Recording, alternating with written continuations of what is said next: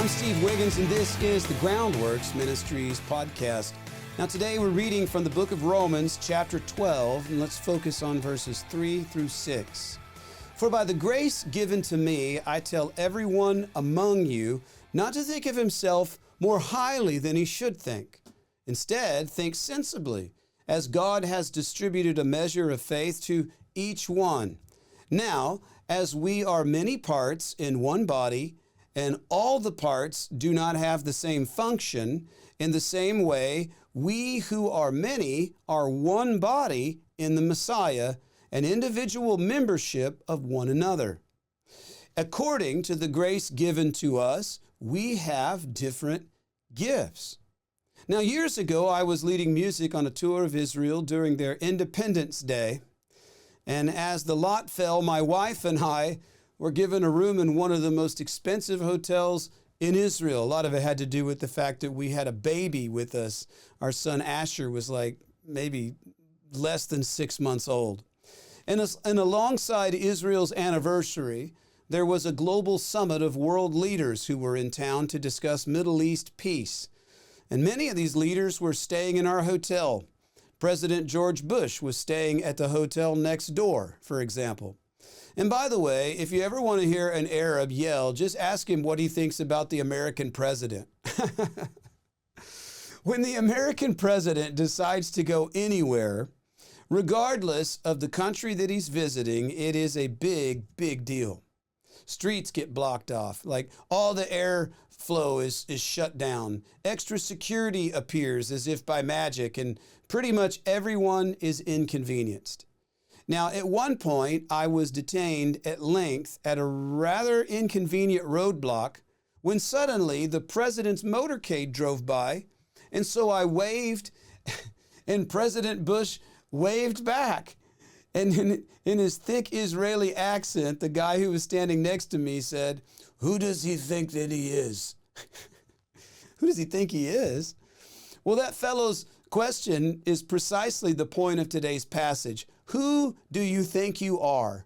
Who are we as individual believers anyway? You think you're a big deal? And how do we fit in with the larger community of the believers? You see, Paul speaks of two things that God grants all believers. He gives us a measure of faith, and he gives us an allotment of grace. Now, biblically,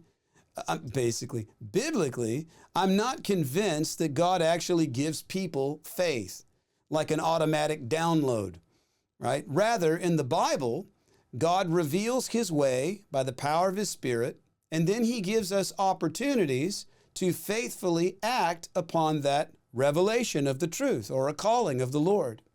And that whole system whereby God interacts with us in such a way as to see our faithfulness grow, well, that way that he interacts with us is a gift. It is his grace toward us.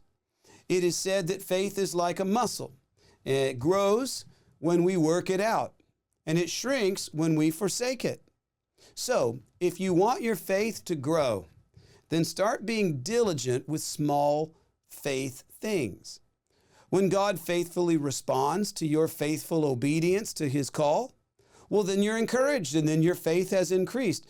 Now, did he just give you faith? Lord, give me faith. And all of a sudden he's like, okay, boom, here comes your faith.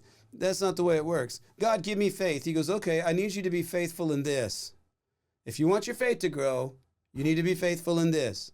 And then when you are, and then he waits a while, and then when he completes the thing he called you to, then you say, now, see, you trust me more than you did before that, right? And you go, yeah, see, your faith just grew.